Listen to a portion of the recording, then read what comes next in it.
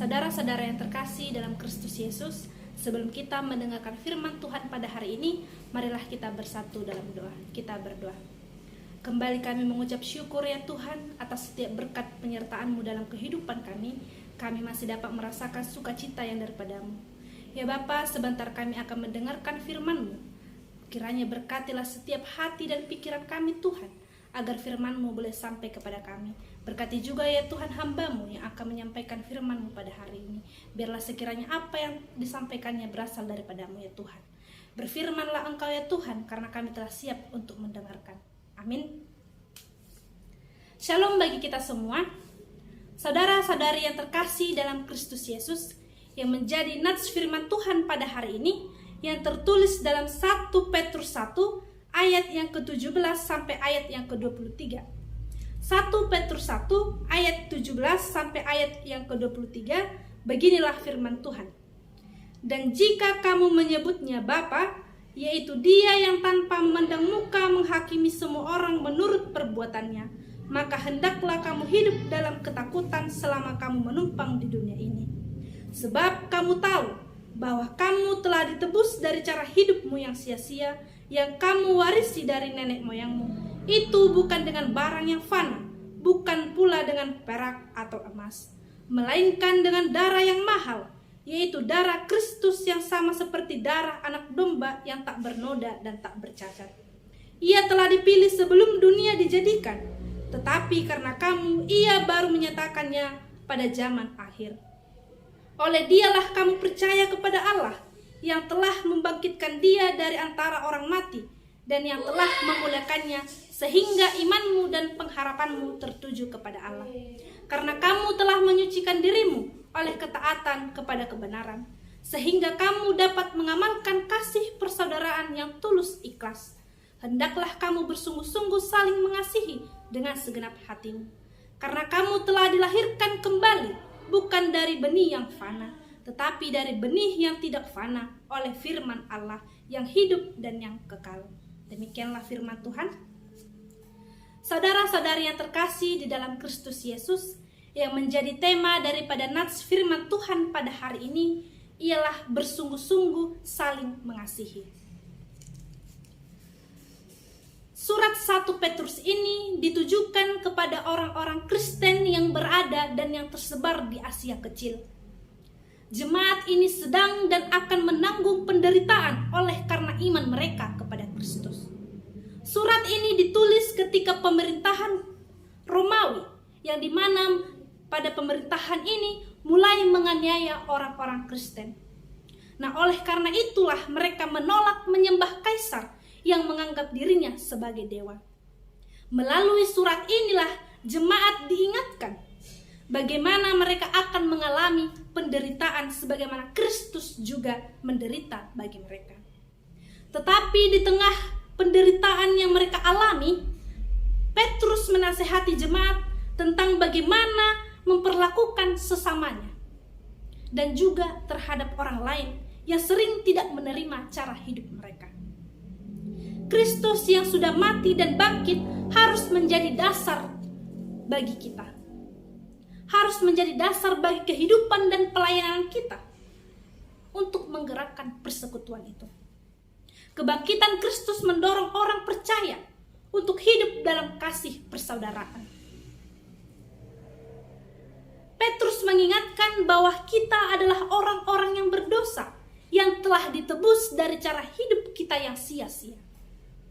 Cara hidup adalah gaya hidup kita, di mana gaya hidup jemaat sebelum mengenal Kristus, sebelum menjadi anak-anak Allah, yang dimana pada dulunya yang menuruti hawa nafsu dan dikuasai oleh kebodohan. Dan inilah yang menjadi penebusan yang akan dilakukan Yesus kepada kita. Penebusan yang di sini dikatakan bahwa kita ditebus dari cara hidup kita yang sia-sia, seperti cara hidup dan gaya hidup kita sebelum menjadi anak-anak Allah. Melalui firman kita pada hari ini, saudara-saudara terkasih, ada beberapa hal yang perlu kita renungkan di dalam nats firman Tuhan ini. Yang pertama, dalam ayat yang ke-17 dikatakan, dan jika kamu menyebutnya Bapa. Bapa di sini menunjukkan kepada Allah sebagai Bapa dari alam semesta yang hidup dalam kekudusan. Petrus menyatakan hal itu untuk mendorong dan menguatkan orang-orang Kristen untuk terlihat dan terlibat dalam kelakuan yang kudus. Melalui perlakuan seorang anak, maka nama keluarga dipertaruhkan. Oleh karena itulah dikatakan dalam hal ini, Bapa yang dimaksud Petrus adalah Dia yang tanpa memandang muka. Karena itu juga dalam hal ini tidak ada yang boleh menghakimi, menunjuk pada penghakiman.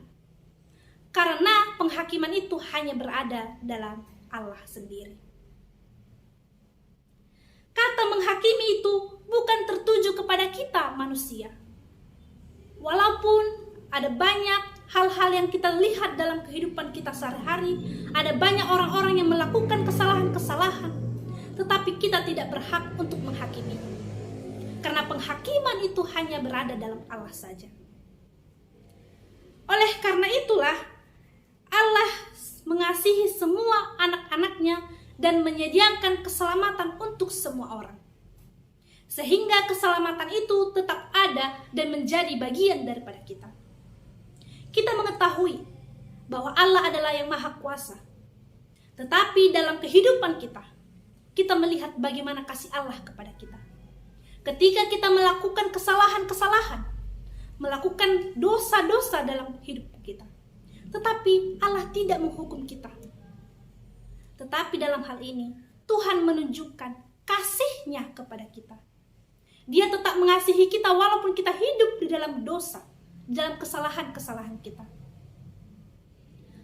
Kasih Allah selalu digambarkan sebagai kasih yang tidak tergantung dari kehidupan orang yang dikasihinya. Kalau tergantung dengan kehidupan yang kita lakukan, mungkin kita tidak akan mendapatkan kasih yang daripada Allah. Karena kita mengetahui diri kita. Kita mengetahui ketika kita melakukan kesalahan dan dosa, apakah kita layak dikasihi lagi. Tetapi melalui nas kita ini mengingatkan kita bahwa kasih Allah itu digambarkan sebagai kasih yang tidak tergantung dari kehidupan orang yang dikasihinya. Maka hendaklah kita hidup walaupun kita tidak layak dikasihi. Tetaplah kita mengasihi sesama kita walaupun sebenarnya kita tidak layak dikasihi. Maka dalam hal inilah, dalam nats selanjutnya, maka hendaklah kamu hidup dalam ketakutan selama kamu menumpang di dunia ini. Petrus mengingatkan bahwa kita hanya menumpang di dalam dunia ini. Kita hanya tinggal sementara. Karena itulah dikatakan menumpang. Akan tetapi, hidup yang hanya sementara itu menentukan hidup kita yang akan datang dalam kekekalan. Apakah kita akan menerima hidup yang kekal atau sebaliknya? Agar kita beroleh hidup yang kekal itu, Petrus mengatakan agar kita hidup dalam ketakutan. Mungkin dalam pikiran kita timbul pertanyaan, ketakutan apa yang dimaksudkan dalam hal ini? Mengapa Petrus mengajarkan kita untuk takut? Takut yang dimaksud adalah buah daripada kasih kepada Allah. Takut yang dimaksudkan ini merupakan pengenalan kita yang benar terhadap Sang Pencipta yang Maha Kuasa. Takut itu ditunjukkan melalui sikap hormat kita kepada Allah, hidup beribadah kepadanya, dan berpengharapan penuh kepada Sang Bapa dalam segala aspek kehidupan kita. Inilah takut yang dimaksudkan dalam nats kita ini. Saudara-saudara yang terkasih, dalam ayat 18 sampai ayat 19, mengapa Petrus mengajar untuk takut kepada Allah? Apakah supaya mereka diberkati atau diselamatkan? Ternyata tidak. Setiap orang harus taat dan takut akan Tuhan, karena setiap orang telah diberkati, telah ditebus oleh Tuhan. Kita telah ditebus dengan darah yang mahal. Penebusan tentunya adalah pembelian dari perbudakan. Dalam Yohanes 8 ayat 34 dikatakan, Aku berkata kepadamu, Sesungguhnya setiap orang yang berbuat dosa adalah hamba dosa. Melalui nats inilah jelas sekali bahwa manusia telah dikuasai dan diperhamba oleh dosa. Bahwa dosa itu telah memperbudak orang-orang dan melakukannya. Sehingga dari dosa ini terlihatlah ketidakmampuan kita untuk membuang dosa itu. Karena itulah Allah mengambil inisiatif untuk melepaskan dan membebaskan manusia dari belenggu dosa itu. Dengan demikianlah Allah mengutus anaknya yang tunggal sebagai korban dari penebusan itu. Karena hanya dengan cara demikianlah manusia layak menjadi hamba Allah dan lepas dari genggaman iblis. Saudara-saudara yang terkasih, penebusan yang dimaksudkan Petrus adalah penebusan dari cara hidupmu yang sia-sia. Ini jelas menunjukkan pada kehidupan kita yang berdosa. Kata sia-sia menunjuk bahwa kehidupan, tingkah laku kita yang kosong dan yang tidak berguna dengan penuh pengharapan yang sia-sia dan rasa takut yang sia-sia. Ini tidak ada gunanya di hadapan Allah. Oleh karena itulah manusia ditebus bukan dengan barang yang fana, bukan pula dengan perak atau emas, melainkan dengan darah yang mahal, yaitu darah Kristus yang sama seperti darah anak domba yang tak bernoda dan tak bercacat. Mungkin dalam pemikiran saudara-saudari timbul beberapa pertanyaan. Mengapa bukan dengan perak, dengan emas, atau dengan barang itu Tuhan menebus kita dari dosa? Mengapa harus darah Kristus? Mengapa Allah harus mengaruniakan anaknya yang tunggal untuk menebus kita dari segala dosa-dosa kita?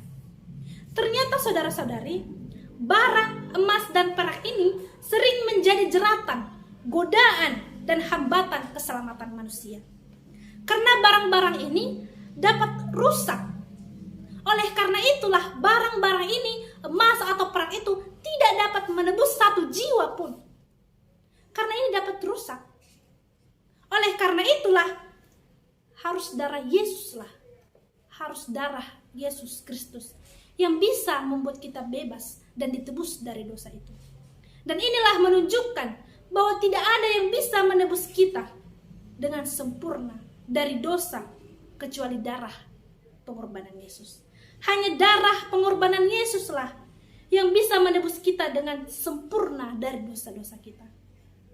Kalau kita ditebus dengan barang, emas, atau perak itu dapat rusak, saudara-saudara. Oleh karena itu tidak layak untuk menebus kita. Oleh karena itulah darah Kristus menjadi pengorbanan bagi kita. Lalu dalam ayat 20 dikatakan, Ia telah dipilih sebelum dunia dijadikan. Yesus Kristus adalah rencana kekal Allah. Tetapi di sini kita mendapatkan gambaran bahwa rencana penebusannya bukanlah merupakan sebuah tindakan darurat yang terpaksa dilakukan. Rencana penebusannya itu sudah ada sebelum manusia diciptakan. Oleh karena itulah inkarnasi, kematian, dan kebangkitan Kristus bukanlah merupakan akibat atau hasil dari perubahan rencana untuk menghadapi keadaan yang tadinya tidak terlihat. Hal-hal itu dilihat lebih dulu dan ditentukan lebih dulu dalam rencana kekal Allah. Oleh karena itulah saudara-saudari, dalam ayat ini jelaslah bahwa Allah sudah mengetahui dahulu apa yang akan terjadi. Oleh karena itulah Allah juga telah mengenal kita lebih dahulu dibanding diri kita sendiri. Lalu dalam ayat 21 dikatakan, oleh Dialah kamu percaya kepada Allah.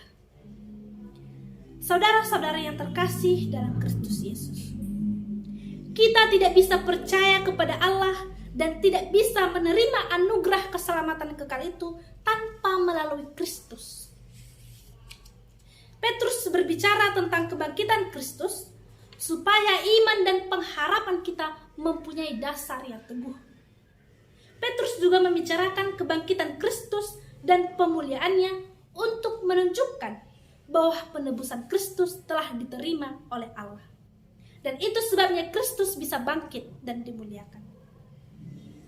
Dalam ayat 22 dikatakan, karena kamu telah menyucikan dirimu oleh ketaatan kepada kebenaran. Penyucian dan ketaatan itu dilakukan bukan dengan kekuatan sendiri, tetapi melalui Roh Kudus. Oleh karena itulah saudara-saudari, kita harus sadar bahwa hanya dengan pertolongan Roh Kudus sajalah kita bisa maju dalam pengudusan. Bukan hanya dengan usaha kita sendiri. Mungkin saudara-saudara terkasih, banyak dalam kita yang merasa bahwa keberhasilan, kesehatan, kesuksesan yang kita peroleh merupakan hasil daripada diri kita sendiri, hasil daripada kerja keras kita sendiri. Tetapi dalam nats firman Tuhan ini mengingatkan kita bahwa hanya melalui Roh Kuduslah kita dapat pertolongan. Bukan karena kekuatan, kehebatan, dan kepintaran kita, tetapi karena Roh Kudus sajalah. Oleh karena itu saudara-saudari, dalam ayat 22 ini juga mengajarkan kita tentang kasih persaudaraan.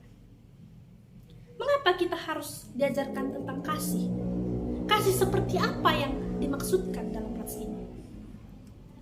Kasih persaudaraan ini menunjukkan bahwa kita memang merupakan, dan ini merupakan ciri khas dari identitas orang Kristen yang harus hidup saling mengasihi.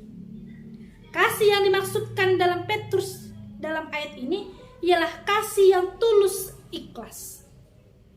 Saudara-saudara yang terkasih, dalam kehidupan kita ini, mungkin kita pernah mengalami kegagalan, pernah mengalami pengkhianatan dari orang-orang yang kita kasihi, merasa ditinggalkan dan dikucilkan oleh orang-orang terdekat kita, sehingga hal-hal itu membuat kita membenci mereka. Apalagi untuk kaum pemuda dan pemudi, mungkin dalam kisah percintaannya, di mana pernah ditinggalkan kekasihnya atau pernah merasa dikhianati oleh kekasihnya, sehingga membuat kita membenci mereka. Tetapi dalam nats firman Tuhan hari ini mengingatkan kita bahwa kita haruslah mengasihi dengan tulus dan ikhlas. Hendaklah kamu bersungguh-sungguh saling mengasihi dengan segenap hati. Mungkin banyak di antara kita yang pernah merasakan hal-hal seperti itu. Mungkin di luarnya saja kita mengasihi, kita tersenyum dengan ramah kepada seseorang, tetapi hati kita tidaklah mencerminkan hal yang demikian. Oleh karena itu, dalam firman Tuhan hari ini mengingatkan kita, hendaklah kasih itu jangan berpura-pura. Hendaklah kasih itu tidak munafik, tetapi hendaklah kita mengasihi dengan sungguh-sungguh dengan segenap hati kita. Karena Yesus telah terlebih dahulu mengasihi kita. Dalam ayat 23 dikatakan, karena kamu telah dilahirkan kembali, bukan dari benih yang fana. Saudara-saudari yang terkasih, kelahiran baru dijadikan suatu alasan mengapa kita harus menguduskan diri. Bukan dari benih yang fana kita dilahirkan kembali. Benih yang fana itu bisa rusak, busuk, atau mati. Tetapi benih yang dimaksudkan di sini ialah benih yang benar, yang berasal daripada Allah. Benih yang berasal daripada Allah merupakan elemen kasih karunia yang diberikan kepada kita. Oleh karena itulah, dalam kehidupan kita ini perlu kita perbaiki sifat kita agar mencerminkan gambar Allah yang dipulihkan dan diperbaiki. Oleh karena itu, benih yang dimaksud di sini benih yang tidak fana, tetapi benih yang dimaksud adalah firman Allah yang hidup dan yang kekal. Saudara-saudara yang terkasih dalam Kristus Yesus, melalui nats firman Tuhan pada hari ini, ada beberapa hal yang menjadi perenungan kita dalam menjalani kehidupan kita. Yang pertama, sebagai orang Kristen, tidak ada alasan bagi kita untuk mengatakan bahwa kasih Allah itu belum sempurna bagi kita. Mengapa demikian? Karena untuk membuktikan betapa besar kasih-Nya kepada kita, tidak hanya sekedar berkat saja yang diberikan kepada kita, tetapi anak-Nya yang tunggal pun Dia korbankan demi keselamatan kita. Lalu yang menjadi perenungan bagi kita, saudara-saudara terkasih, apakah yang telah kita lakukan? Apakah yang telah kita korbankan untuk Tuhan selama kita mengenal Dia? Kita sudah melihat bagaimana kasih Allah kepada kita. Lalu apa respon kita sebagai orang-orang yang percaya, sebagai pengikut-pengikut Kristus? Apa respon kita terhadap kasih yang telah diberikan kepada kita? Ini mungkin menjadi perenungan bagi kita, saudara-saudari. Kita bisa memikirkan dalam hati kita, dalam pikiran kita, apa yang telah kita lakukan kepada Kristus. Lalu yang kedua, sebenarnya Allah tidak menuntut banyak hal dari kita. Allah menginginkan kita untuk setia mempertahankan jati diri kita, identitas dan karakter kita sebagai pengikut Kristus, yaitu hidup dalam kasih, dan kitalah kasih itu. Lalu yang ketiga, dalam perikop ini mengajak dan menasihatkan kita untuk menunjukkan identitas itu dalam hidup kita. Kita diperintahkan untuk mengasihi dalam cara yang lebih mulia, yaitu tulus dan ikhlas. Oleh karena itulah saudara-saudara terkasih, melalui firman Tuhan hari ini yang mengajarkan kita untuk bersungguh-sungguh dalam mengasihi. Hendaklah kita mengasihi sesama kita dengan tulus dan ikhlas, tanpa memandang latar belakang dan status sosial. Oleh karena itu, saudara-saudara terkasih, mari kita tunjukkan kasih kita sebagai respon kita terhadap kasih yang telah diberikan Allah kepada kita. Amin. Kita berdoa. Kami sungguh mengucap syukur ya Tuhan untuk setiap berkat penyertaan-Mu dalam kehidupan kami. Pada hari ini Tuhan, kami telah mendengarkan firman-Mu yang mengajarkan kami untuk bersungguh-sungguh saling mengasihi.